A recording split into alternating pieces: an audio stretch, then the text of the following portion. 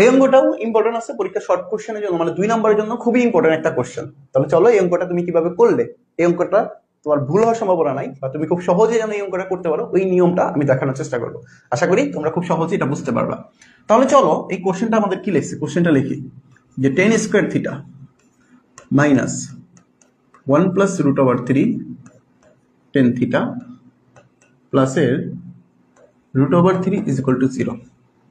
ওকে, এই হলো কোশ্চেন। চলো কোশ্চেন যেহেতু দিয়েছে, এবার আমি এখানে কি করব ভাইয়া, আমরা কিন্তু এতক্ষণ বলতেছিলাম যে কোশ্চেনে যে দুইটা অনুপাত থাকে আমরা চেষ্টা করবো একই রকম বানাইতে, বাট এখানে দেখো সহজ জিনিস হলো দুইটা অনুপাত নাই, একটাই অনুপাত আছে। তাহলে এখানে কাজ কিন্তু আমাদের 50% অলরেডি শেষ। সো এবার আসো এই অঙ্কটা তুমি কিভাবে করবা।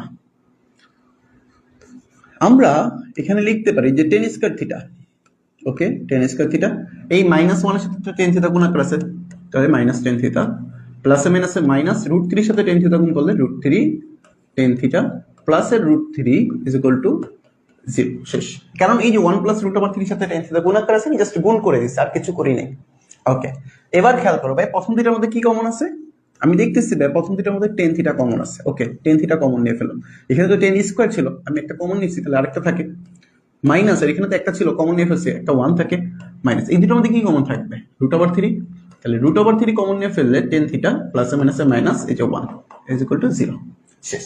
দেখো এবার আসো এই দুইটার মধ্যে কি কমন আছে, এই যে একটা পাশ এই একটা পাশ, দুই পাশের মধ্যে আমি দেখতেছি কমন আছে হলো tan থিটা -1, আর বাকি আছে হলো tan theta minus √3 is equal to 0।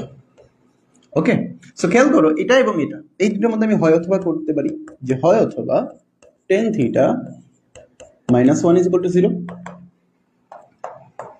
ওকে, ঠিক একইভাবে অথবা tan theta minus √3 is equal to 0। দেখ এই অঙ্কগুলো কিন্তু আমরা বারবার করতেছিলাম। সো এবার খেয়াল করো tan কত ডিগ্রি মান 1, ওই যে tan theta is equal two 1, tan কত ডিগ্রি মান 1, tan theta is equal two tan 45 degree মান 1। তো দুই পাশ থেকে tan উঠে দিলে থিটার মান কত আসতেছে 45 ডিগ্রি। ওকে, সো একইভাবে আসো এখানে যে tan theta is equal two √3, tan কত ডিগ্রি মান √3, tan theta is equal two tan 60 degree মান, তাহলে অতএব থিটার মান কত আসতেছে 60 ডিগ্রি। এই যে তুমি দেখো জাস্ট এই টাইপের ম্যাথই কিন্তু, একটা থিটার মান 45 ডিগ্রি আসছে, একটা 60 ডিগ্রি আসছে।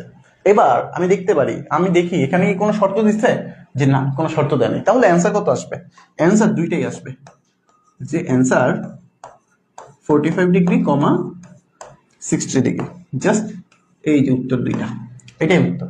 দেখো খুব সহজ একটা অঙ্ক কিন্তু পরীক্ষা আসতে পারে। সো এই অঙ্কটা আশা করি সবার ক্লিয়ার।